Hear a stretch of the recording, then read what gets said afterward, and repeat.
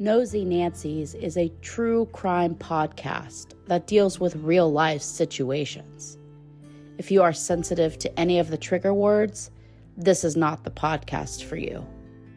Listener discretion is advised.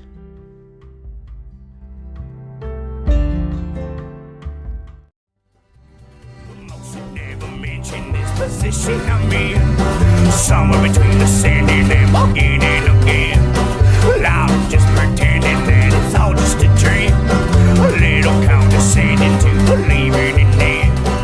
I'm getting the notion that I'm going all in. Hey, all you nosies. I'm Alequah. And I'm Jasmine, and welcome to Nosy Nancy's episode 9. 9. Technically, we've been doing this for 10 weeks. Because of part 1 and part 2 of episode 1. Yeah. So we're almost out of our first trimester.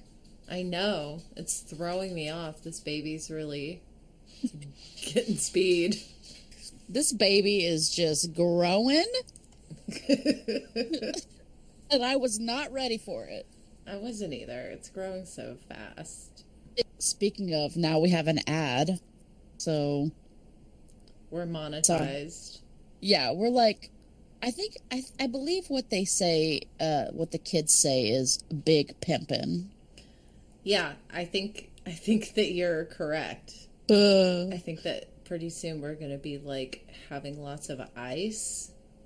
Yeah, and we'll be considered, I think, ballers. Yeah, and we'll be like dripping. Yeah, because of our nonstop Riz. How much do the ads pay? Like 0.03 cents? Yeah, something like that. You know, we started humbly, in our humble beginnings, and now look at us, a whole 53 cents later. This is my box that I live in outside of on Lamar and Runberg. It's the only thing I can afford now, living in Austin. I used to live off Runberg. You did? I think everybody at one point lived off of Runberg. I used to work off Runberg, too. Where? Thomas Graphics. What? Yeah, it was a printing place. I worked in the bindery department, and then the receptionist, went on vacation. That's what I originally got hired for, was the receptionist went on vacation. And I was going to fill in for her. Yeah, but all that drip you had, they were like, let's keep this Bia. Let's keep this bitch employed. That's right. There's a new fact about me, so let me hear a new one about you.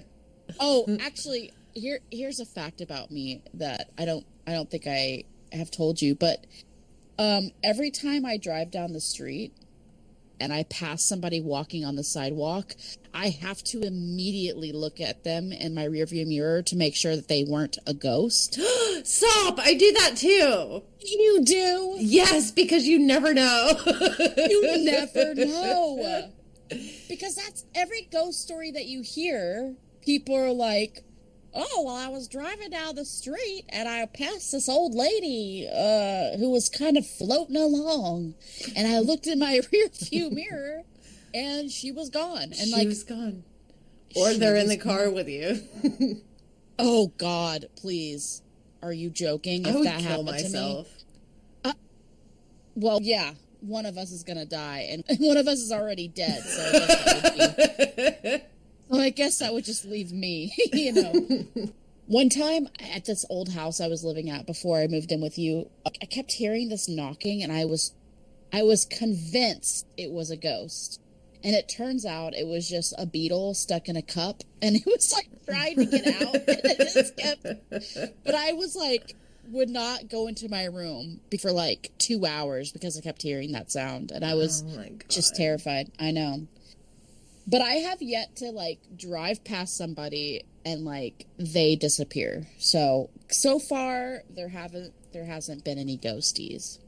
Well, that's good news. The house that we lived in had a lot of activity. Super haunted. There was one time that, I don't know what. Mom got some Santa Claus. That was like a remote control Santa Claus that is already creepy. Anytime there's remote control electronic or robotic things, they're fucking creepy. That's what yeah, I did not like it from the start. It's like, and he came in two parts. There was his headpiece and his feet, and you stuck him together, and he was like a remote control like tray, like to bring drinks or like snacks around on Christmas. And I was the only one in the house one night, and it was probably like the third day that we had him, but I was the only one in the house. And then I hear all this motorized noises, on Bullard, and I go downstairs and I see this fucking Santa Claus like he's just jetting around in the living room. And, like, nobody is there. Nobody's been there for hours. And I just started freaking out. I, like, ran down the stairs. I kicked him over. I dragged his ass out into the yard and, like, threw him. That's what you call a fucking exorcist. And then a few hours later, I went back outside in the yard and he hadn't moved, so I like took him apart, and then I hid his feet upstairs, and then like his the other half of him I put down in a closet downstairs. You disassembled and hid his body is what you did. Yeah. You Jeffrey Dahmered that bitch. I did. It happened. He was moving around. I don't blame you. That's fucked up. I'm so glad that never happened when I was living there. I just remembered I had a dream. It was right after your uncle died. What was his name? Uncle Richard. Yeah, Uncle Richard. Uncle Richard had died, and I remember I was dead ass asleep. But I had this like wicker armoire, and then I had above it, I had this this like record player that I never plugged in. Mm-hmm. My dad gave it to me from his antique shop, by the way. If anybody wants to go see it, it's called Brazz's Trading Company. I had a dream, and I was like sleeping, and there was a man. Like in my dream, I like woke up, and it was like so surreal. I mean, it was so realistic. It was hyper realistic. Like it was like I was awake because my room was the same, everything was the same, and there was a man his back was towards me, because my foot of my bed faced my armoire, and he was listening to the song "Hang On, Sloopy." Do you know that song? Yeah. And I was like, "What the fuck? Who the hell is this guy in my room?" Like, and then I like died. Literally, I was like dead, and then I woke up, and he was gone, and it was a dream, but. I'm always like, dude, I'm pretty sure that was a ghosty playing just terrible music. Did you ever meet Uncle Richard? Hell yeah, we were on the I remember we were on the bench, you know, the bench that was against the window. Yeah. And he was sitting in one of the chairs, and I don't think you were wearing a skirt, but I guess you were like wearing shorts or something, and you were like, your legs were kind of open, and he was like, "Oh, you're taking my picture. You're taking my picture." Say that you were flashing him. No, you're taking my picture. You're taking my picture, little lady. He was cool. He was a lot nicer than Gigi. I'll tell you that. Yeah, Gigi was kind of a real bitch. Oh yeah. Oh man, I remember because I guess I was told that she was like going into my room, and I was like, no, I'm not having that. Oh my God. Yeah, which I don't know who told me that. I don't know if it was like your mom or I don't know. But I had like put tape around my doorknob, and then I like taped like thumbtacks.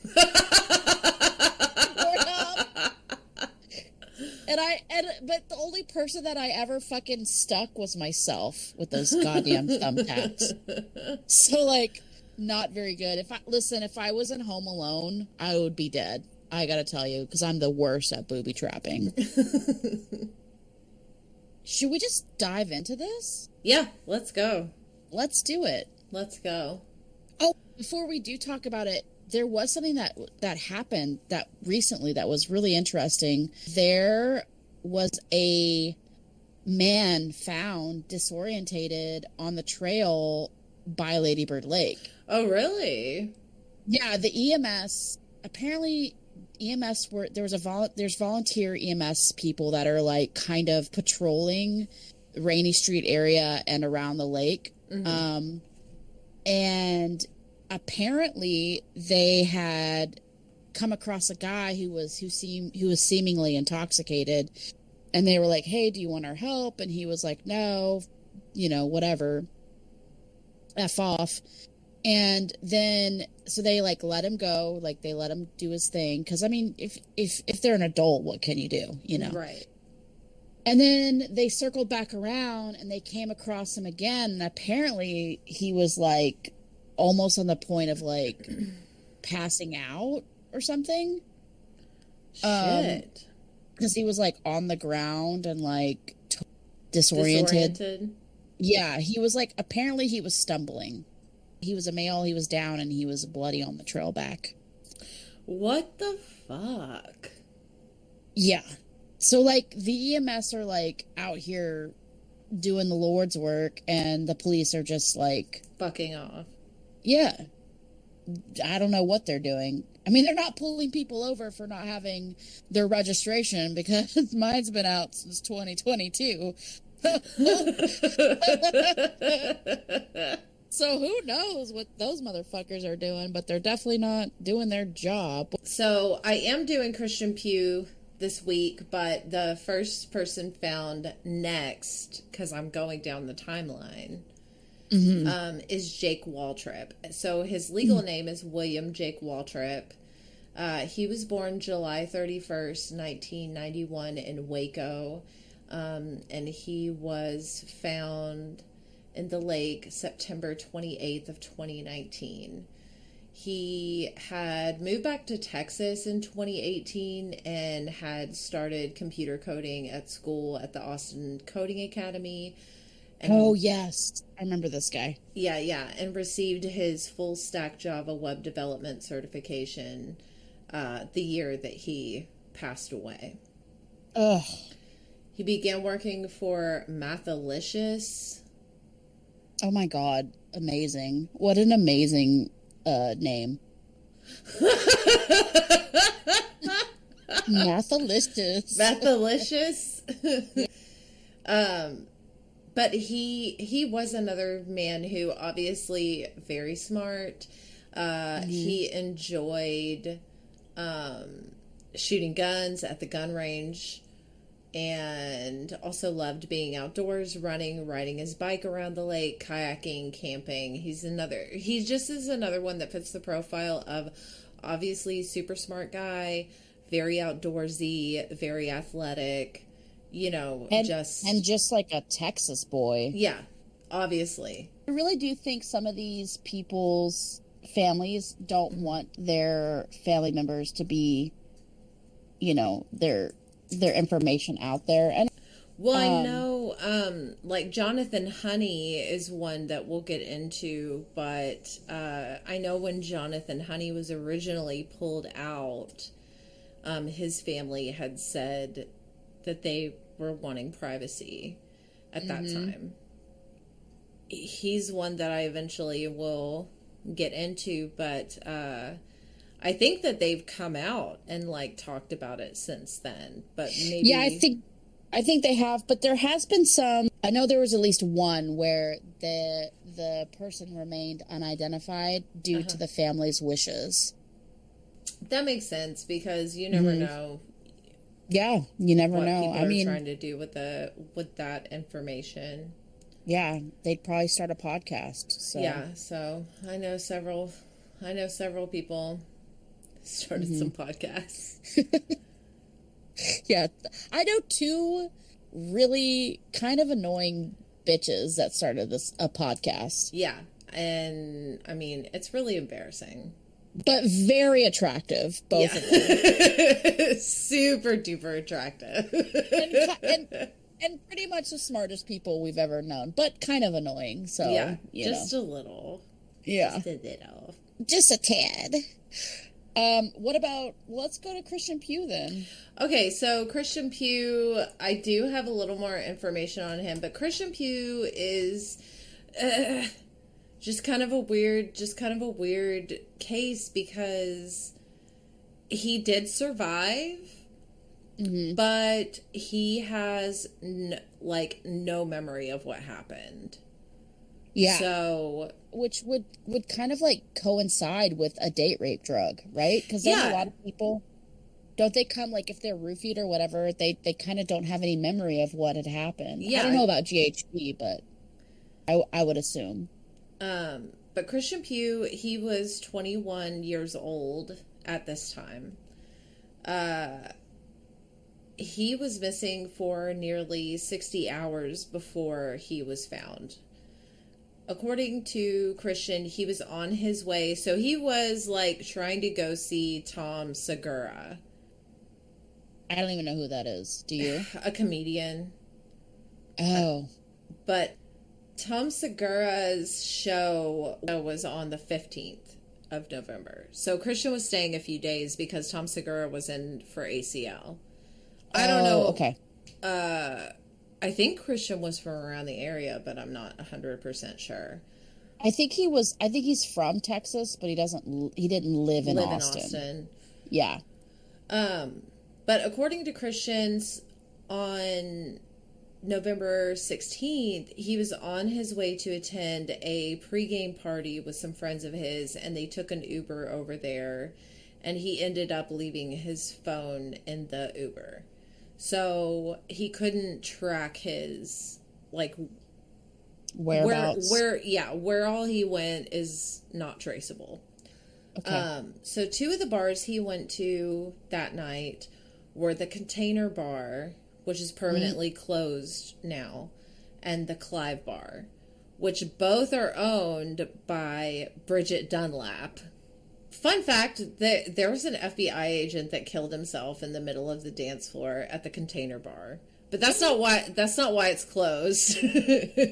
No, but I remember that. That was crazy. Yeah, it was like, I read the whole story, and it's like his sister, who was like a police officer, had hired a hitman to kill her, like, husband and her sugar daddy boyfriend's daughter. It was weird. Like, it was a lot. That sounds like maybe a special episode we should do. Yeah, because that seems juicy. Yeah. I mean, it's terrible, but ties in too with Bridget Dunlap and everything. Yeah, that's true, because Bridget, I mean, I'm not convinced that Bridget isn't up to something. I want to say that researching someone else, I saw that the Container Bar actually, like, one of the reasons that it closed, because it's allegedly closed because they built high-rises there. Right. Right.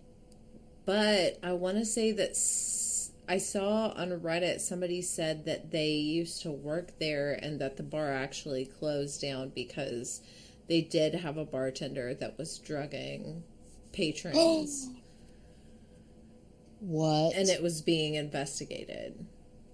But I'm not 100% sure, but I'll try to dig that up maybe for next episode. Yeah, let's circle back on that, because like, if that's the case, then that would be, I mean, what? Yeah, that would be really good information to know. Yeah.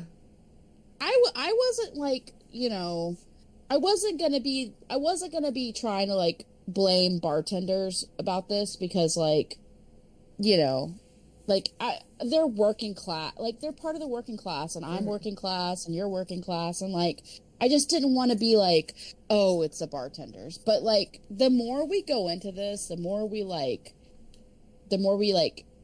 deep dive into all these cases, like, it makes sense. It really does make sense. That the only person that would have that ability would either be, you know, somebody like working at the bar or who knows people who work at the bar. Yeah. You know? I mean, it truly makes sense, and that's one of the theories that we went in the first episode, too. Yeah. Yeah. That is a popular one. And it is a popular one. It makes complete sense to me, because obviously they wouldn't be working alone, but, you know, I mean, that's would be the easiest way to incapacitate somebody. Well, yeah, and let's just stop and look at the locations, you know, like in all these cases besides ACL, and there have been other cases throughout the country that have that they are visiting festivals. Besides those, if you take those out, all the rest are at bars. Yeah, no, that's true. I don't know that it's multiple bartenders doing it, but it almost seems like maybe it could be in conjunction, obviously, with someone who's acting as a patron, maybe. Well, yeah, and here's the thing is if the smiley face killer's theory is correct, then yeah, there could be 5 people involved at any given time. Yeah. Or less. In any case. So. In any case, yeah. It doesn't even have to be just specifically to Austin. It could be any of these other cities that have these cases that keep, popping up. All right. So he was in Austin for the show. He was in Austin for the show. He went out the next day, went to a pregame party with his friends. They took an Uber over there. Okay. He went to the Container Bar and then the Clive Bar. Okay. And surveillance video showed that his last stop was at the Container Bar. But the last charge on his credit card was made at Clive. So his friends were seen on surveillance at the Container Bar, waiting outside for him. And then they just ended up walking off, without him. So they left him. They left him at the Container Bar. When he was reported missing November 17th at 10:30 p.m. Okay. When it was announced initially, the police stated that they believed that he could be in danger. Wow.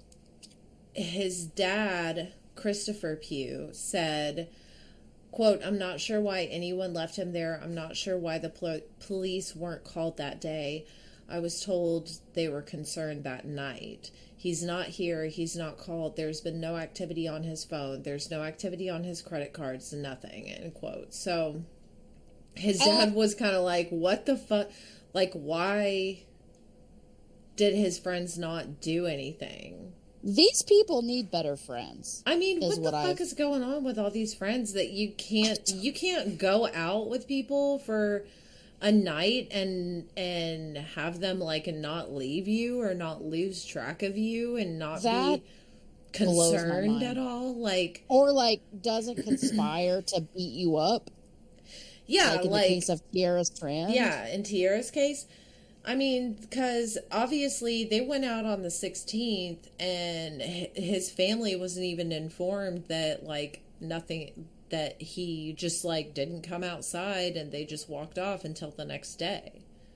God, that's exactly even with Brian Welsian, his case is that, he got out of the car and ran off and nobody bothered to, try and find him. Yeah, what the fuck is going on? I don't know. I'm just, but you know what though? It is also, I have noticed that when in these cases where they wander off or their friends don't look for them, mm-hmm. they're younger. They're all early 20s, late teens, yeah. Where in the case of Luis Ramirez, he was older. Right. And he wasn't with anybody. He was just, he was working and he just kind of. Yeah. And the same thing with Randy Lexvold. He was supposed to meet a friend, but his friend didn't show up. So he just went off, on his own. Right. Right. and Right. was already out alone.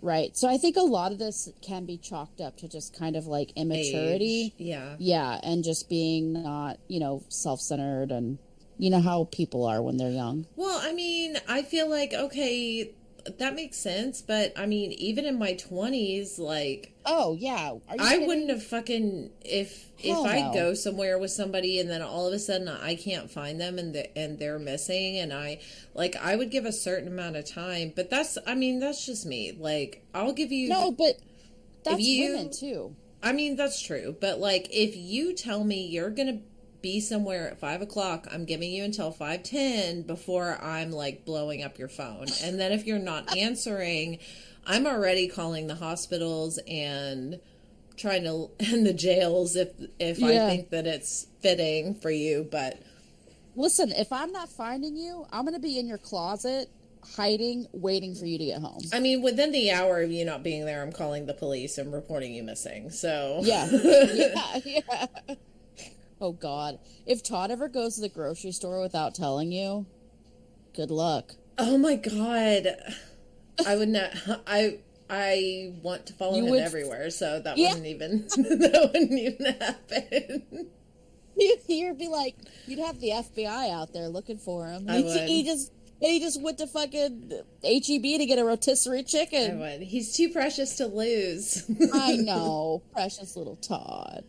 No, it's definitely. I'm not excusing it, but I think it's just kind of an explanation of why all these people's friends are kind of are seen as so shitty, because at our age group, we're in our late 30s, like we're not, and we are women or cis women, and we've been ingrained. It's been ingrained in us to like, be safe and to stay with our friends. And with 23-year-old boys, men, like they're not doing that. They're not thinking about that. They're thinking about how many fucking Jaeger bombs they can take. And Yeah, like, that's true, but that's assuming that these men are going out with groups of all the same sex. Right. I mean, right. But That's there true. could be women in the group. Oh yeah, and there has been in cases like with Tommy Booth. Yeah. There was women, but they did leave them because they had to go home. See, and So- I'm just like, I don't know.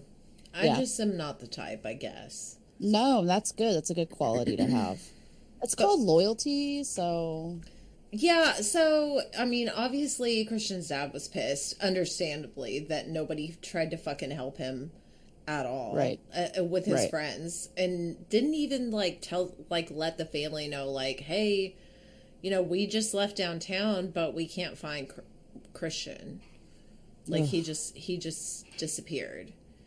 So, when he was reported missing, the police and Travis County Search and Rescue looked for him everywhere downtown. But he was found almost 3 days later in the bushes off of the hike and bike trail in a spot that's not easily seen or easy to get to.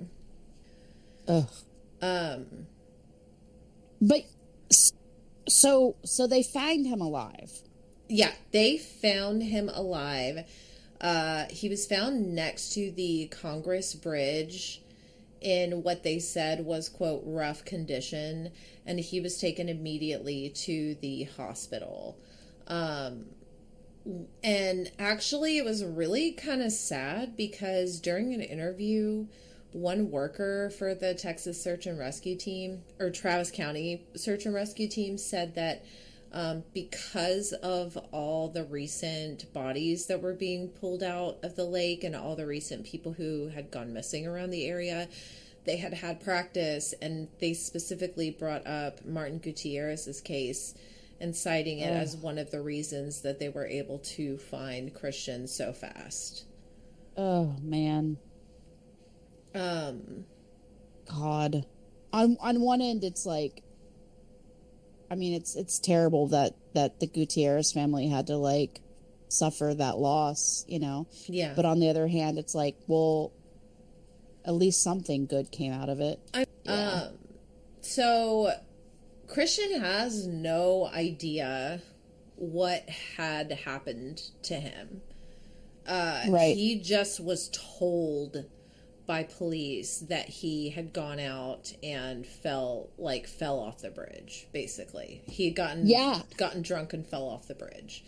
Yeah, I think they tried to because they tried to convince him that it was him that jumped from the bridge. Yeah. So he had injuries consistent with a fall of about 30 feet, which would be how much the bridge is, which was broken ribs, a dislocated leg. But he also had like a welt on the side of his head, a traumatic brain injury, which, I mean, that, you know, I mean, if you fall and hit your head, obviously. But he also had bloody knuckles, like, that were consistent with having been in a fight. But that's really interesting that you say whelp, because here's the thing is like, because he was missing for 3 days. Yeah. So like if he was the whelp would conclude, I think, to me, well, no, it would suggest, because for me, like, I whelp up, but like I always, it goes away within, you know, hours. Right. Whelps don't stay around that long. So what that suggests to me is that it must have just happened before he was not long. Yeah. And if that's the case, then where was he for those 2 other days? Yeah, exactly. Because if what the cops are saying is true, that he was the one that jumped off the bridge, well, then that means he was wandering around downtown Austin for 2 whole days with a search party going on. Right. That doesn't make any sense. Like, they would have found him. Yeah. Right? Yeah. He was found with these injuries, and he was taken immediately to the hospital and put into a medically induced coma, where he spent a month in this coma. Yeah, medically induced comas involve the presence of serious brain injuries, but other causes can include drug overdoses or strokes. Well, it makes sense that somebody drugged him, held him, and then they were going to throw him over the fucking bridge, and they hoped that he died, but he ended up living. That's what it seems like to me. Because how else could this guy... And here's the other thing, is like, if he did jump off the bridge by himself that night that he went missing, that means he'd been laying in the grass for 2 whole days or 3 days without anybody seeing him. Yeah, exactly. And if he had just sustained those injuries, I'm sure he would have been groaning or making sounds. Somebody would have been able to hear him. I mean, yeah, I just feel like if he had been there the whole time in the grass, literally anybody. I mean, there's people that canoe down there all the time too. Like, I've canoed down there. You know what I mean? There's people on paddle boards all the time, year round. I just feel like somebody would have seen him for 3 days. The spot that he was found in was hard to get to, and hard to see. But From land. I mean, yeah, but there's people doing shit all the time down there. Well, yeah, and I mean, like, yeah, it's hard to see, hard to get to from land, but like, is it hard to see? Is it hard to get to from the water? Right, exactly. I think that he was probably held somewhere. Yeah. And then they tried, and that goes with the theory is that they with the smiley face killer theories, they do think that they use bridges to kind of throw these people over. Mm-hmm. And I mean, if they were to hold them for a long time and then dump their bodies, you know, maybe a lot of them are alive whenever they throw them over the bridge. Mm-hmm. And then, but the GHB or whatever kind of drug they use, you know, incapacitates them so that they can't swim, and then they ultimately end up, you know, drowning. Right. Which makes sense, because that'll give the injuries too that's needed for to be the labeled. medical examiners to just be like, oh yeah, this was an accident or an undetermined drowning, you know, not sure what happened. Exactly. So when Christian was awoken from his coma, he ended up needing to learn how to write again. He had forgotten several things. And according to Christian, he felt like he just kind of was brushed off by the police. He felt like since he was alive, it didn't really matter to them what he remembered happening that night, like the bits and pieces that he remembered. Right. Which they wouldn't listen to Lisa Faber either when she was trying to show them the GoFundMe page that was made for Randy 2 days before he even disappeared. Yeah, and I know I keep saying this, and I'm not convinced that Randy was part of the SFK, like the smiley face killers, but I do think he was murdered, and the fact that the police just are not, if she has to on the coattails of all these people drowning, then fucking so be it. You know what I mean? Yeah, exactly. Do it. I mean, do whatever you have to do. You have to advocate for your loved one. But regardless whether or not I think he's related to these other drownings, he definitely was. His case was severely mishandled. Yes. Severely. And they just fucking pushed him under the rug. And I think it's really terrible. Does he remember anything from that night? Christian remembers like bits and pieces, but for the most part, they just told him that he went out, he got fucked up, he fell off the bridge.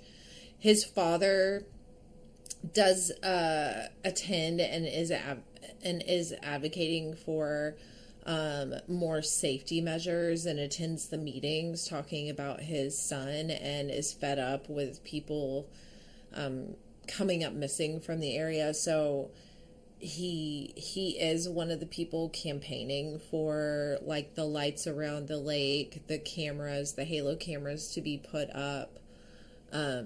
Even though his child was the only survivor so far. That's all I've got for Christian. I mean, he's doing fine. Good. I do want to address something, because the guy that I have, the case that I'm going to be talking about today is Dakota, is the case of Dakota James. Now Dakota James was openly gay. Okay. And there's been a lot of theories that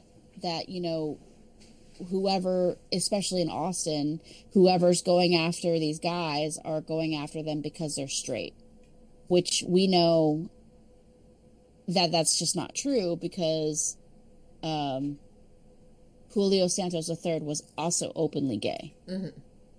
So sexuality, as far as we can tell by all these cases in Austin and in other places, really has nothing to do with it. Right. What they're more after is their credentials as far as their academic achievements, and like how they look, basically. Yeah. There has been a big chatter, specifically from a couple of people, in the groups on Facebook, about how they think all these guys are on the down low, and how they're meeting people to have a sexual liaison with the same sex, and also we know from Martin Gutierrez's at least from his case, we know that he was not. He was on his phone, but he was just scrolling social media. So I just kind of wanted to talk about that for a second, because it's kind of like, if I was a family member, I'd be like, you guys are focusing on the wrong thing, and it's kind of infuriating. Yeah, I mean, I get it to a certain extent. Obviously, if there is a serial killer's presence, they're trying to figure out why, like, who his targets are, why they're being targeted, whatever. But a lot of the time, people's sexuality seems to have nothing to do with it, and it's more, I mean, in these cases at least, it's And it's not just that, but it's like you're not even looking at the cases. Right. You're just making assumptions about people based on what fits your mindset about what's going on. You came up with a theory, which is not a bad theory. I mean, that's not a bad theory, but it makes no sense in conjunction with the cases and what we know of all of the people in these cases. Like this is particularly it's one guy, and he's like, oh, he's on the DL, and I'm like, no, he wasn't on the DL. And like, and if you had done any research on any of the victims, you would know that there's just no evidence that would support that. Right. And it's like, while it's a good theory, and there are cases where serial killers, a lot of times, they if it's a singular serial killer, there a lot of times sexuality, their own sexuality is very much at play. You know what I mean? Yeah, and that's a driving force, but that's their personal sexuality, and right, not the sexuality of their victims. Right. And we're not convinced that it's one person. So if you have multiple people that's killing people, it's not going to be one person. You know what I mean? There's so many, it makes it impersonable, right, because there's multiple people. And a lot, and I think that's what's stumping a lot of these like agencies, because they're used to serial killers being one person where they can make it super personal, and they can profile them more easy because of their personal preference, right? Right. But if you have a group of people that are doing this, then there's no way to profile them, because instead of looking at one profile, you're now looking at 10 possible profiles, or 5 or 4. Exactly. You know what I mean? Exactly. So there's no way you can even determine the driving force, other than they just want to kill somebody. Right. Yeah, exactly. You know, there are people who just choose random targets based off of whatever. That's what mass shootings are. Yeah, exactly. That's what mass murders are. And yeah. It's just these people are just like wanting to push this agenda, and it's like, it's not, it kind of irks me, because it's like, just do research. Like, just look at, like, all you have to do literally is just Google any of these guys' names, and you can find a lot of information on them. I was like, or you could, like, I don't know, listen to our podcast. We'll do the work for you. Yeah. You know? I think it's very much just people are wanting to put, like you said, like, it fits in with the agenda of what they want to push, which is the agenda that, you know, gay people are up to something nefarious. And I'm like, dude, you're obsessed with the word down low. Like, are you down low, dude? Like, he's like this guy. It was like the 65-year-old telling me, mansplaining to me what down low means. And I'm like, bro, I'm fucking at least 30 years younger than you. I know what the down low means. Yeah. God. Come at me when you have your own Riz, bro. So on this case of Dakota James, this is a case of a really terrible medical examiner.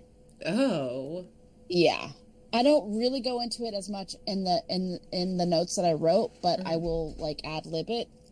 Okay. On January 25th, 2017, 23-year-old Dakota James went missing after a night out in Pittsburgh, Pennsylvania, where he was attending Duquesne University.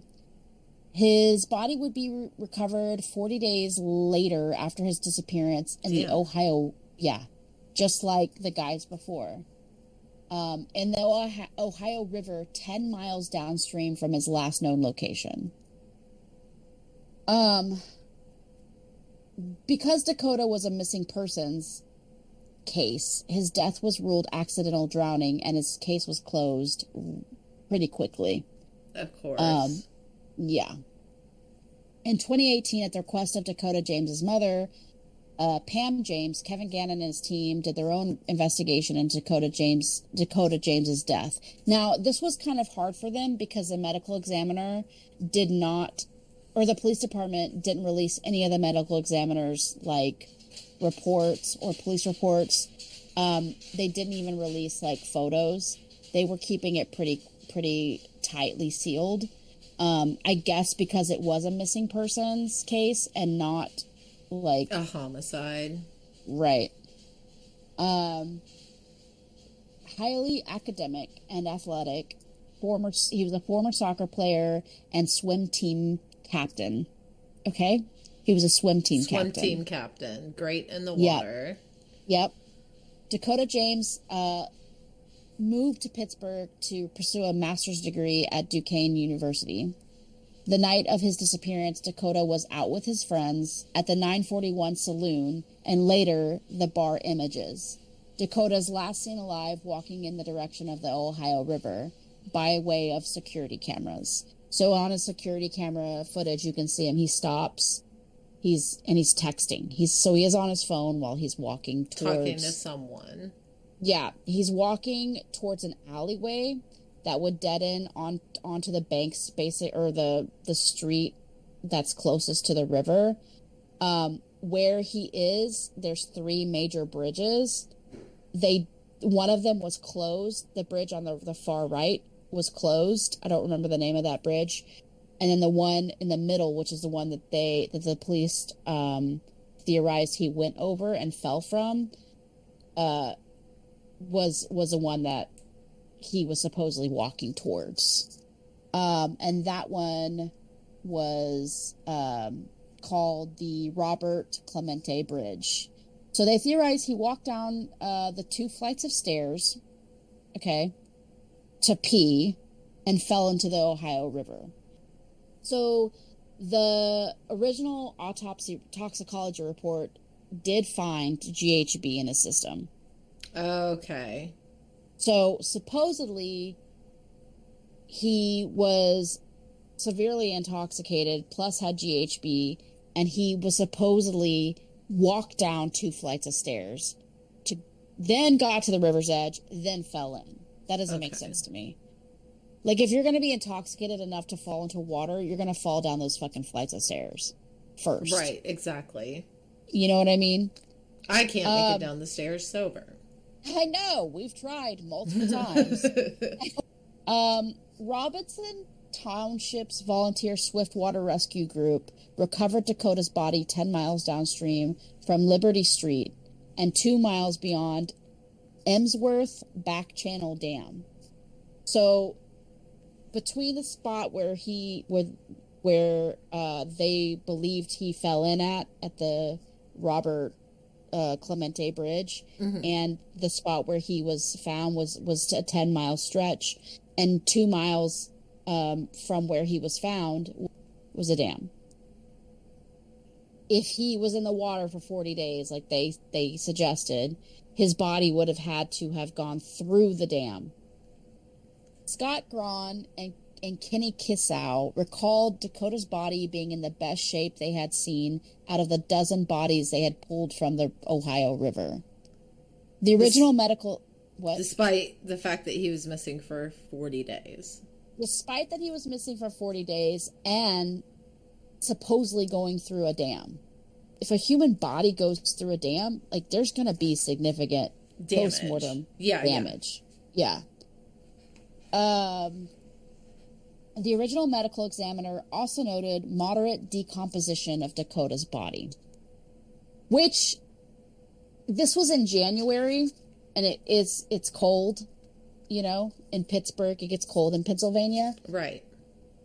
So it could be that his body was well preserved as far as decomposition goes, but that doesn't answer for the lack of post-mortem trauma that would have been brought on by the dam yes, and all the debris that they think is in the Ohio River. Right. And although it was theorized Dakota's body was pushed through the dam, the medical examiner never noted any postpartum trauma to the body as it would have been expected if it was forced through a dam. Dr. Lee Gilbertson, gang expert and criminal justice professor, met with one of the dam engineers and was able to obtain dam records from March 6th, the day that Dakota's body was recovered.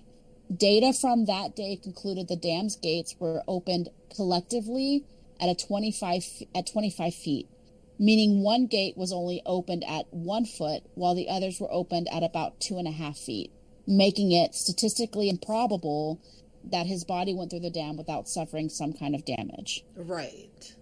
The Robinson Township Volunteer Swiftwater Rescue Groups, Scott, Graham, and Kenny Keesow, also noted that Dakota's face was so preserved that they knew it was him immediately from his missing pictures when they pulled him out of the water. Oh, God. Yep. That's incredible. Yeah.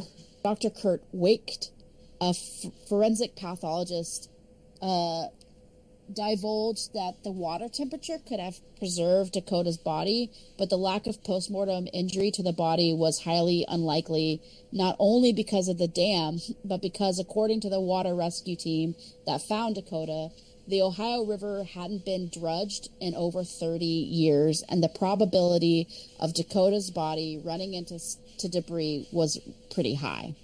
So I guess people, the city or whatever, dredges like bodies of water to kind of remove, all the debris from like buildup of over the years, like trees and boats and, right. all sorts of stuff. And they hadn't done that in the Ohio River for 30 fucking years. Really? So, yeah. So if this guy had drowned, if Dakota had drowned, his body would have sunk. And this is a swiftly moving river. So his body would have sunk first, and then as he began to decompose, the gases in his body would then lift him back up. Right. But he would have been drugged along the bottom of the river, hitting all who knows what. You know what I mean? So there should have been some kind of trauma to his body. Right, because there's rocks and God knows what else. Yeah. And the Ohio River is pretty big, so. Yeah, and plus the dam. You know what I mean? And there just wasn't evidence of it. Dr. Wicht also determined ligature marks along the back of Dakota's neck and discoloration of his nail beds on the 4th and 5th fingers of each of Dakota's hands, consistent to someone trying to release pressure from strangulation. Eventually, the police department released the medical examiner's original report along with the pictures, and the new forensics pathologist was able to like observe the pictures, and that's when he noticed the ligature mark was in the back of his neck, a big bruise, a big ligature mark that was like immediately he was like, oh, that's strangulation. Yeah. And then because on the 4th and the 5th finger of each hand, if you're trying to keep somebody from strangling you, you put your fingers there. You know what I mean? Right. And it was hard enough that his nail beds were bruised, basically, and there's capillaries that were burst in his nail bed. Yeah. Nail beds. Beds. Yeah. Downstream from the dam, near where Dakota's body was found, is a publicly accessible boat ramp used by the maintenance of an abandoned water plant. Kevin Gannon and his team theorized Dakota was held for some time, strangled, and then dumped into the Ohio River via this boat ramp. Not far from the place where Dakota's body was recovered is the I-79 bridge, and spray painted on one of the columns was a blue upside-down smiley face. Jesus. On October 3rd, 2018, Kevin Gannon and Pam James met with the DA to try and have Dakota's case reopened and recategorized as an undetermined drowning. The original medical examiner refused to look at the case again. Oh my God. Yeah. Did they ever find out who he was texting? No. They did take his laptop to a specialist, and that specialist was able to find a PayPal transaction that happened 2 days after he was missing. Really? What was it? They didn't say what it was, but it was suspicious. So interesting. Yeah, who knows? There was also something else interesting. Next to the smiley face was the date 6/11/06, which, I mean, that's not significant to the guys in Austin, but June 11th was when they found the body here in Shoal Creek, which I thought was pretty interesting. Yeah. Of course, that was in 2023 and not 2006, but... Yeah, exactly. They pull a lot of them out in June. Yeah. I mean, last month with the 2. Yeah. Yeah, exactly. That's so fucking ridiculous. Like, I don't know if it's like what you said, like maybe they just, all these medical examiners and stuff are just burnt out. But I mean, that really does seem to be the case, is like they just don't give a fuck about anything. This seemed like more like a case of his ego. Yeah. Like he missed so much fucking, I mean, the ligature mark. Because they did show a picture of it on the documentary that I watched about his case. Uh-huh. They showed a picture of the ligature mark on the back of Dakota's neck. And it's prominent. Right. You know what I mean? Like, I don't know how they didn't bother to write that down. When it comes to drownings, I just don't think they give a fuck. You know? Yeah. They would rather not have to do the investigation. They would rather not have to do the work. I really think. I think so too. And I think it's like what we said in the first episode too, is like it is significantly more difficult to find out what happened in the water than it is on dry land. So Yeah. I think it's one of those that, like, it's so much easier to just be like, oh yeah, well, this is clearly a case of drowning. Any injuries are from falling or being drug along the bottom of the river or the body of water, whatever. Right. It's like a scapegoat type of. It is. That's why I know I said this last episode, but that's why I really think the person who started this whole underground like killing group, I really think was a medical exam or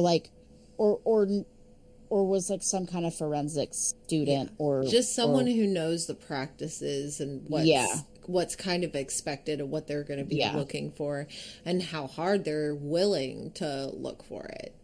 Because all these other serial killers, Jeffrey Dahmer, fucking Ed Gein, Ed Kemper, like, you know, they've all been caught. John Wayne Gacy, they've all been caught because none of them disposed their bodies in the water. Right. They didn't know to do that. You know what I mean? They thought, oh, vats of acid, Jeffrey Dahmer. Yeah, bury him under the house. Yeah, John Wayne Gacy. You know, they didn't think to throw them in the water. Right. They didn't have the knowledge to do it. So it just makes sense to me that the person who started it, if this SFK theory is correct, then I really think it was somebody who, like we said, were just knew the ins and outs. Yeah, no, I think so. That being said, I think it's time to do the missing persons. Okay.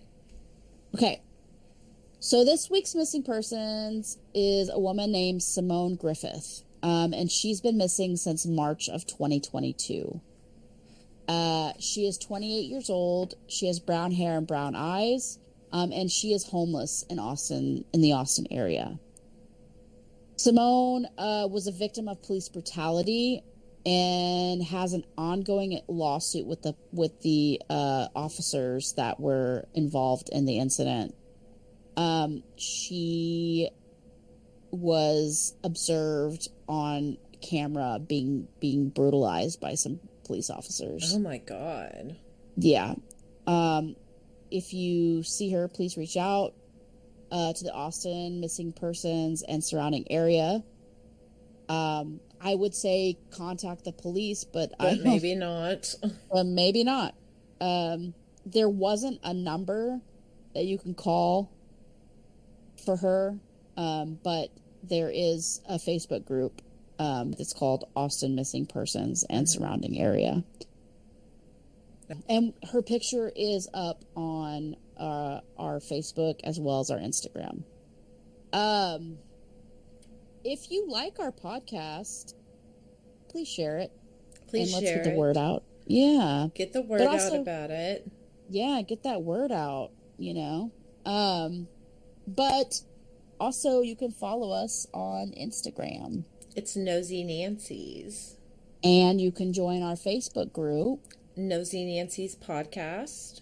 We also have a TikTok. Nosy Nancy's Podcast. Uh-huh.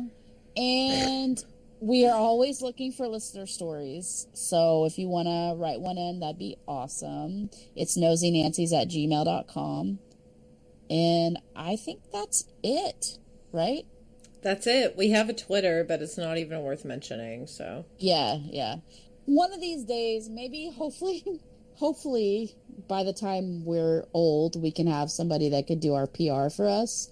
And maybe they can take over that. Yeah, and know what they're doing. Yeah, because we do not. No. But thanks, everybody, for supporting us this far. We're almost at the 10th episode, so that's pretty... I know, that's so crazy. I know, it's bangabolical. I made that word up. We'd love that. Yeah, it's definitely bangabolical. I support you, Alequah. Thank you, Jasmine. What's next week? Next week is Jason John.